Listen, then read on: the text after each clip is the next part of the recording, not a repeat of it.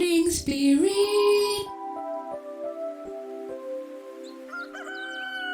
Selamat pagi, semangat pagi. Shalom Bapak Ibu dan saudara-saudariku yang dikasihi oleh Tuhan Yesus, bertemu kembali di dalam Morning Spirit. Pagi ini kita akan belajar firman Tuhan dengan tema Maria wanita hebat, teladan bagi kaum wanita dan kaum ibu.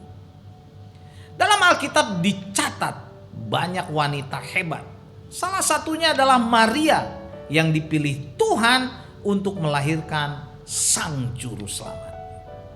Amsal 19 ayat 14 berkata, rumah dan harta adalah warisan nenek moyang, tetapi istri yang berakal budi adalah karunia Tuhan. Atau wanita yang berakal budi adalah karunia Tuhan. Saudaraku, Bapak Ibu, Maria adalah seorang wanita yang baik. Dia adalah seorang istri yang berakal budi, sehingga dipilih oleh Tuhan untuk menjadi ibunda Sang Juru Selamat. Dalam Amsal 31 ayat 30 berkata, kemolekan adalah bohong dan kecantikan adalah sia-sia. Tetapi istri yang takut akan Tuhan dipuji-puji. Haleluya. Kita tidak menyembah Maria, kita tidak memuja Maria, saudaraku. Tetapi kita dapat meneladani Maria sebagai seorang wanita yang takut akan Tuhan, yang menjadi teladan bagi kita semua. Khususnya saudara, bagi kaum wanita dan juga kaum ibu, saudaraku, atau istri-istri. Ada sebuah pertanyaan, saudaraku. Kenapa Maria dipilih Tuhan untuk menjadi alatnya melahirkan juru selamat dunia, yaitu Yesus Kristus? Nah, saudaraku, walaupun bukan dalam suasana Natal, saudaraku, saat ini, tapi pada saat ini kita mau belajar dari Lukas pasal 1. Saya ingin membagikan 4 kebenaran yang mencatat kenapa Maria dipilih oleh Tuhan menjadi alatnya untuk melahirkan Sang Juru Selamat dunia, saudaraku. Dan ini menjadi teladan bagi kaum ibu, kaum wanita, kaum perempuan di dunia ini. Yang pertama, saudara, Maria adalah seorang yang bisa menjaga kesucian hidupnya atau kekudusan hidupnya. Lukas 1 ayat 26 sampai 27 berkata, dalam bulan yang ke-6 Allah menyuruh malaikat Gabriel pergi ke sebuah kota di Galilea yang bernama Nazaret kepada seorang perawan. Saudara perhatikan, seorang perawan yang bertunangan dengan seorang yang bernama Yusuf dari keluarga Daud. Nama perempuan itu Maria. Jadi Maria adalah seorang wanita yang bisa menjaga kekudusan hidupnya, saudaraku, kekudusan tubuhnya, rohnya, dan jiwanya.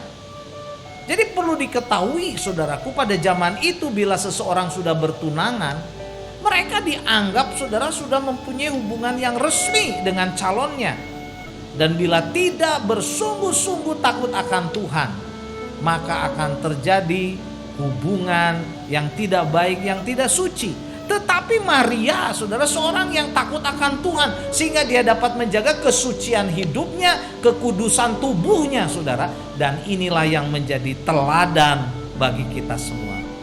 Dan kebenaran yang kedua, Maria adalah seorang hamba Tuhan. Seorang hamba Tuhan yang taat kepada firman Tuhan.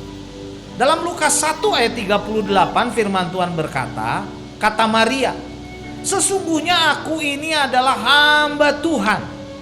Jadilah padaku menurut perkataanmu itu. Lalu malaikat itu meninggalkan dia. Saudaraku, jadi ketika malaikat Gabriel memberitahukan kepada Maria bahwa dia akan mengandung dan melahirkan seorang anak laki-laki dan akan diberi nama Yesus, saudaraku, walaupun saat itu, saudara, Maria sempat bingung dan tidak percaya.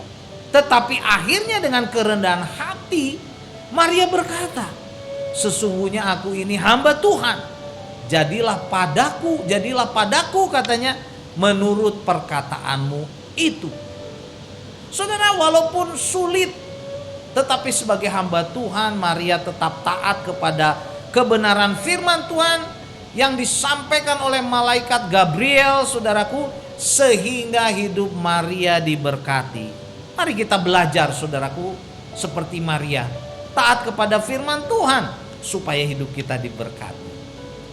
Dan teladan ketiga dari Maria adalah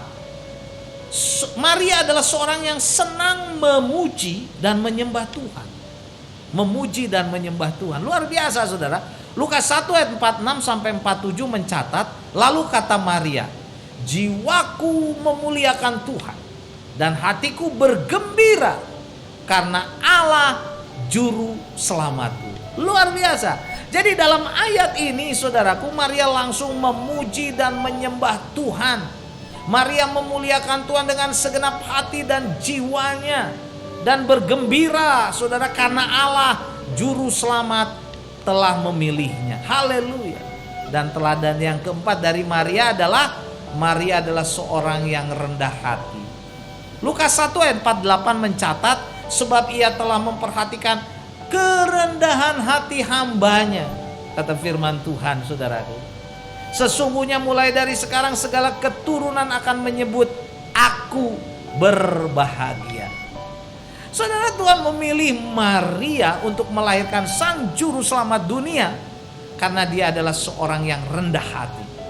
Orang yang rendah hati hidupnya akan diberkati oleh Tuhan. Orang yang sombong saudaraku hidupnya tidak diberkati. Mazmur 37 ayat 11 berkata, tetapi orang yang rendah hati akan mewarisi negeri dan bergembira karena kesejahteraan. Karena kesejahteraan atau berkat Tuhan yang melimpah-limpah. Amin. Mazmur 149 ayat 4 berkata, sebab Tuhan berkenan kepada umatnya, ia memahkotai orang-orang yang rendah hati dengan keselamatan. Oh saudaraku, luar biasa berkat dari Tuhan bagi orang-orang yang rendah hati. Karena itu marilah kita belajar untuk rendah hati. Jangan sombong. Tinggalkan saudara kesombongan, tinggi hati, keangkuhan saudara. Kita tinggalkan. Karena itu mendatangkan malapetaka bukan berkat.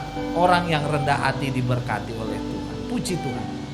Jadi saudaraku, inilah 4 kebenaran yang membuktikan teladan bagi kita.